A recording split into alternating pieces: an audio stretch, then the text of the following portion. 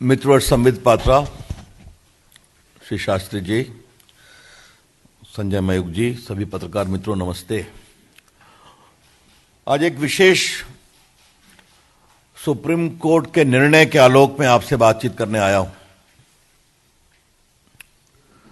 आज supreme court का फैसला आया है जिसमें पीएम केयर फंड को एनडीआरएफ में ट्रांसफर करने का एक प्ली हुआ था और यह बार बार विरोध किया गया था कि पीएम केयर्स को मिला दिया जाए। सुप्रीम कोर्ट ने लंबी बहस सुनी थी। उसमें कई ऐसे वकील लोग भी थे जो प्रामाणिक रूप से मोदी सरकार के कई विरोध के केस करते रहते हैं, ये उनका विवेक है। आज सुप्रीम कोर्ट ने अपने रिजर्व जजमेंट को सुनाया है और मैं इसके एक पैराग्राफ को पढ़ना चाहता हूं। There is no statutory prohibition on contributions made to NDRF and the contribution to PM Care Fund are voluntary. Funds collected by PM Care Fund are entirely different and these funds are funds of charitable trust. This fund need not be transferred. उन्होंने इसको dismiss कर दिया है। बाकी judgement विस्तार की बात है, उसमें नहीं जाऊंगा। एक बहुत महत्वपूर्ण बात जानना चाहिए कि पीएम केयर फंड से अब तक 3,100 करोड़ रुपए दिए गए हैं कोरोना की लड़ाई में, जिसमें 2,000 करोड़ सिर्फ वेंटिलेटर के लिए दिए गए। और आज देश को बताते हुए आप सबों के माध्यम से प्रसन्नता होती है कि 50,000 वेंटिलेटर पीएम केयर फंड के द्वारा दिए गए पैसे से उपलब्ध कराए गए हैं, जो आजादी के बाद के आज तक के इतिहास के हाईएस्ट हैं। The 50,000 ventilators provided to take care of emergency needs of corona patients is the highest since independence as far as ventilator provisions are concerned. लगभग 1,000 करोड़ दिए गए हैं राज्यों को जो हमारे प्रवासी मजदूर आए उनकी व्यवस्था करने के लिए, और लगभग 100 करोड़ रुपए दिए गए हैं कोरोना के खिलाफ वैक्सीन के अनुसंधान में मदद के लिए। तो 3,100 करोड़ की बड़ी राशि कोरोना की लड़ाई के लिए दी गई है। हमारे पार्टी के मंच से आपको बताया गया है और मीडिया में भी आया है कि किस तरह डॉक्टर मनमोहन सिंह की सरकार के समय राजीव गांधी फाउंडेशन को एनडीआरएफ से पैसे दिए गए थे। आज मैं उसको दोहराऊंगा नहीं। और आपने यह भी सुना होगा कैसे 100 करोड़ रुपया बजट के प्रोविजन में भी किया गया था राजीव गांधी फाउंडेशन के लिए। राजीव गांधी फाउंडेशन एक फैमिली फाउंडेशन था, आपको पता है। और आपने यह भी सुना होगा कि राजीव गांधी फाउंडेशन को चीन के एम्बेसी से और चीन की कम्युनिस्ट पार्टी से भी मदद मिली थी। यह चर्चा यहां से हमारे प्रवक्ता मित्र कई बार कर चुके हैं। और आपको यह भी मालूम होगा कि राजीव गांधी फाउंडेशन ने जो अपनी रिपोर्ट बनाई थी, उस रिपोर्ट में यह भी कहा था कि भारत चीन के रिश्तों को सुधारने के लिए भारत का बाजार चीन के लिए खोलना जरूरी है। You would recall that on behalf of the party we have shown the report of the Rajiv Gandhi Foundation whereby a special study was done which inter alia recommended that Indian markets needs to be opened for Chinese products to make the relationship more stronger. तो Rajiv Gandhi foundation को कहां से किससे क्या क्या मदद मिली है ये आप सभी जानते हैं। एक बात तो मुझे आपको बताना है जो समझना बहुत जरूरी है कि जो पीएम केयर फंड है ये एक रजिस्टर्ड पब्लिक ट्रस्ट है। Registered public trust. और जो आपके prime minister national relief fund है, जिसे कहते हैं PMNRF, ये 1948 में बनाया गया था by an oral observation of the then prime minister. ये PMNRF जो 1948 में बना था, ये जो हमारे रिफ्यूजी आ रहे थे पाकिस्तान से, उनकी आवश्यकताओं के लिए, या कोई कभी अर्थक्वेक आ जाए या बाकी आ जाए, इसके लिए था। जबकि ये जो PM केयर्स है, ये एक रजिस्टर्ड पब्लिक ट्रस्ट है, जिसके प्रधानमंत्री अध्यक्ष हैं, और ये कोविड ऐसी इमरजेंसियों के लिए बनाया गया है। ये बात समझना बहुत जरूरी है, दोनों में बहुत अंतर है।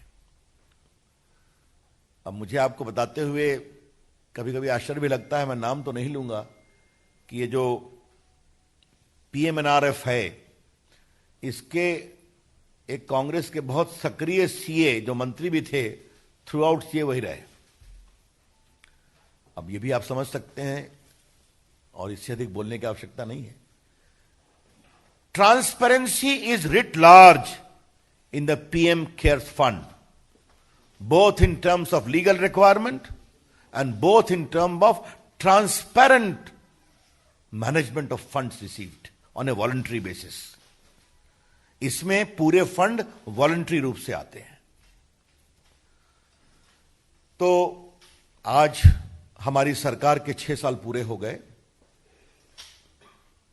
हम 7वें साल में हैं, और बहुत गर्व के साथ हम कहना चाहते हैं, और पिछले 6 साल से मैं अपनी सरकार में मंत्री हूं, प्रधानमंत्री के निर्देश पर हमारी सरकार ईमानदारी से काम करती है, और अभी तक एक भी भ्रष्टाचार के आरोप लगाने की किसी को तथ्यों के साथ हिम्मत नहीं हुई।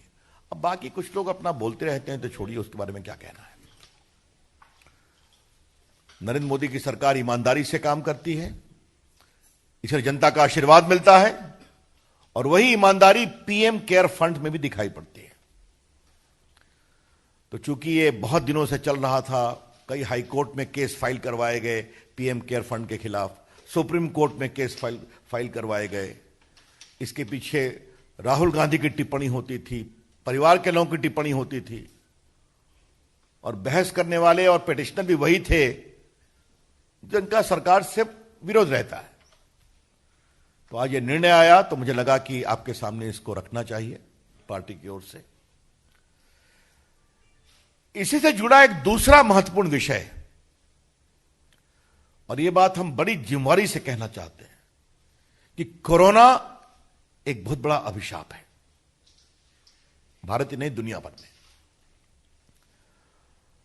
इसकी दवा जल्दी आ जाए, हम सब की कोशिश है, दुआ तो है ही है। और जिस तरह से भारत ने प्रधानमंत्री की अगुवाई में कोरोना के खिलाफ जंग लड़ी है, तो जहां लोग एफ्लिक्टेड हुए हैं, तो रिकवरी रेट है 70% प्लस। इस बात को समझा जाए। और कोई भी मृत्यु होती है तो दुर्भाग्यपूर्ण है, लेकिन हमारा जो मृत्यु दर है वो भी तुलनात्मक दृष्टिकोण से बहुत कम है, अगर आप पूरे मृत्यु दर को देखेंगे। राहुल गांधी ने एक पहले दिन से देश की एकता को कमजोर करने की कोशिश की है कोरोना के खिलाफ लड़ाई में। याद करिए, प्रधानमंत्री जी ने कहा था कि देश के doctor, nurses, paramedic staff, ambulance driver, सफाई कर्मचारी, पुलिस, मीडिया, इनके पक्ष में ताली बजाया जाए। याद होगा आपको, हेलीकॉप्टर से फूल बरसाए गए नर्सेज पर, डॉक्टर्स पर। राहुल गांधी ने मजाक बनाया उसका कि ताली बजाने से क्या होगा। और आज पूरी दुनिया डॉक्टरों के पक्ष में सम्मान से ताली बजा रही है, जिसकी शुरुआत प्रधानमंत्री जी ने की थी। जब लॉकडाउन आया तो राहुल गांधी ने क्या कहा, लॉकडाउन से क्या होगा। उनकी बात उनकी सरकार चाहे पंजाब में है या राजस्थान में नहीं सुनती थी। वहां तो लॉकडाउन पहले ही कर दिया गया था, कर्फ्यू भी किया गया था। जब प्रधानमंत्री जी ने कहा कि पूरा देश में आशा के लिए दिया जलाए, मोमबत्ती जलाए, तो पूरे भारत ने दिया जलाया, आशा का दिया, संघर्ष, संकल्प और ऊर्जा का दिया। गरीब ने अपनी झोपड़ी में भी जलाया। राहुल गांधी ने क्या कहा, यह दिया जलाने से क्या होगा? जो आईसीएमआर काम कर रहा था उस पर भी टिप्पणी करना। अब मैं बार बार उन चीजों को मैं रिपीट नहीं करूंगा। और पीएम केयर फंड पर भी हमला करना। तो राहुल गांधी ने एक भी कसर नहीं छोड़ी और कांग्रेस पार्टी ने जो कोरोना के खिलाफ लड़ाई को कमजोर किया जाए, राष्ट्रीय संकल्प को। आई रिग्रेट टू से, in view of the conduct of Mr. Rahul Gandhi, right from day one, he never spared any opportunity to weaken the national resolve in the fight against Corona. और ये बात मैं आपसे इसलिए कहना चाहता हूं कि बहुत सी पार्टियां जो कांग्रेस पार्टी के साथ हैं, उनके नेताओं ने भी डॉक्टर, नर्सेस के पक्ष में ताली बजाई और दीपक भी जलाया था। तो आज जब पीएम केयर्स फंड पर यह फैसला आया है, तो उनके द्वारा एक प्रायोजित षड्यंत्र का सुप्रीम कोर्ट ने बिल्कुल निरस्त किया है उसको। और यह बिल्कुल ट्रांसपेरेंट फंड है पीएम केयर्स का। इसकी ईमानदारी से कार्रवाई हो रही है, पारदर्शी तरीके से इसका निवेश हो रहा है। मैंने बताया, रिपीट करूंगा, 2000 करोड़, लगभग 50,000 करोड़ वेंटिलेटर खरीदने के लिए, 1000 करोड़ मजदूरों के लिए, उनके पुनर्वास के लिए, और 100 करोड़ वैक्सीन की खोज में मदद करने के लिए। तो जो वॉलंटरी बेसिस पर पीएम केयर्स में लोग डोनेशन दे रहे हैं अपनी इच्छा से, उसका सदुपयोग हो रहा है। और जब सुप्रीम कोर्ट ने मोहर लगाई है, तो मुझे लगा कि आज पार्टी की ओर से हम ये चर्चा करें, आपको बताएं, और किस तरह से कांग्रेस पार्टी और विशेष रूप से राहुल गांधी के द्वारा राष्ट्रीय संकल्प को कमजोर करने की कोशिश की गई, जो कोरोना के समय सबसे अधिक आवश्यक थी, उसकी भी चर्चा करना जरूरी है। That's all from my side, open two questions. देखिए, मैं एक बात आपसे साफ साफ कहूंगा, इस देश में आजकल दो प्रकार के लोग हैं। एक जो आरटीआई के बड़े समर्थक थे कि मंत्री के रूप में मैं फाइल में क्या लिखता हूं यह भी उनको मिलना चाहिए, आजकल वो राइट ऑफ प्राइवेसी के बहुत बड़े समर्थक हो गए। हाँ, ये दोनों कहानी चलती है। कोई समस्या नहीं, ऑडिट होगा, ये तो वेबसाइट पर है सब कुछ। मैंने कितना खर्चा किया गया पूरा बता दिया आपको, वेबसाइट पर जाइए, ऑडिट भी होगा, जो आपको वहां पर बाकी राशि क्या हुई मिलेगी। ये नरेंद्र मोदी की सरकार है, यहां पब्लिक ट्रस्ट बना है, रजिस्टर्ड हुआ है, कौन कौन ट्रस्टी हैं ये भी पता है, बाकायदे ऑडिट होगा और देश को बताया जाएगा, सब कुछ वेबसाइट पर है। यहां यह नहीं होता है कि बजट में राजीव गांधी फंड को फाउंडेशन के लिए 100 करोड़ और बाकी एनडीआरएफ के फंड से फाउंडेशन को, ऐसा नहीं होता है। और कुछ इस पर देखिए, आज का विषय यही है। अगर आपको इस पर कोई सवाल नहीं पूछना है तो धन्यवाद।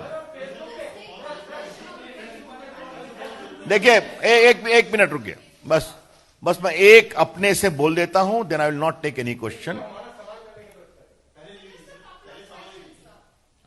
अच्छा, सब अपने सवाल दे दीजिए, मैं बस एक जवाब दूंगा। राहुल, देखिए इसके दो विषय। पहला विषय है जो एक वॉल स्ट्रीट जर्नल में चीजें छपी हैं, वो विषय फेसबुक अपना तय करेंगे, ये उनकी पॉलिसी सिस्टम है। कल मैंने राहुल गांधी के ट्वीट का जवाब ट्वीट पर दिया है, जिसको आपने देखा है, आपने चलाया भी है। वो पार्टी की ओर से प्रामाणिक स्टैंड आपके सामने है। जहां तक बाकी सवाल है, पार्टी के आईटी विभाग की ओर से बताया गया किस तरह 700 पेजेस जो बीजेपी के समर्थक के थे उसको हटा दिए गए फेसबुक के उस पर से, आपको मालूम है। तो यह भी एक सच्चाई है। बाकी इसके बारे में पार्टी के वरिष्ठ प्रवक्ता लोग बैठे हैं, आगे आपको बताएंगे। लेकिन मैं आपसे एक बात अवश्य कहूंगा, मैं किसी प्लेटफॉर्म का नाम नहीं लूंगा। अगर प्लेटफॉर्म पब्लिक प्लेटफॉर्म है तो हर विचार के लोगों को अपनी बात रखने का अधिकार है। If the platform in question is a public platform, then every Indian, regardless of his ideology or commitment, has got the right to convey his or her views on that platform. क्या यह सच्चाई नहीं है कि कुछ लोग समझते हैं कि उस प्लेटफॉर्म पर उनकी मोनोपोली होनी चाहिए, भले ही उनका राजनीतिक वजूद खत्म हो गया हो? It is a hard fact in the country. We need to know that people whose political base has shrunk like anything seek to dominate public discourse on these platforms. That is not right. जहां तक hate वगैरह की बात है, अब यह चर्चा का विषय है और मैं स्टैंडिंग कमेटी पर कुछ बात नहीं कहूंगा, क्योंकि वो पार्लियामेंट्री कमेटी है, उनका अपना तरीका काम करने का है, अपने नियमों के अनुसार वो काम करें। लेकिन अगर हेट स्पीच की बात है तो आज मैं पार्टी के प्लेटफॉर्म पर बैठा हूं तो दो उदाहरण देना चाहूंगा। सोनिया गांधी ने कहा था अब आर पार की लड़ाई होगी। यह हेट स्पीच है या नहीं? और राहुल गांधी ने दिल्ली में पब्लिक मीटिंग में कहा था कि देश के लोग प्रधानमंत्री को डंडे मारेंगे। यह हेट स्पीच है या नहीं है? It is a text book case of instigation for violence. ये समझना चाहिए। चर्चा होगी तो देखा जाएगा। That's all from my side. हां, एक मिनट। राहुल गांधी जी ये समझते हैं कि जो हमारे लायक काम नहीं करता वो संघ, आरएसएस और बीजेपी के दबाव में है। अब इसके बारे में क्या कहा जाए? देश की जनता इसका जवाब देती रहती है। धन्यवाद। Thank you.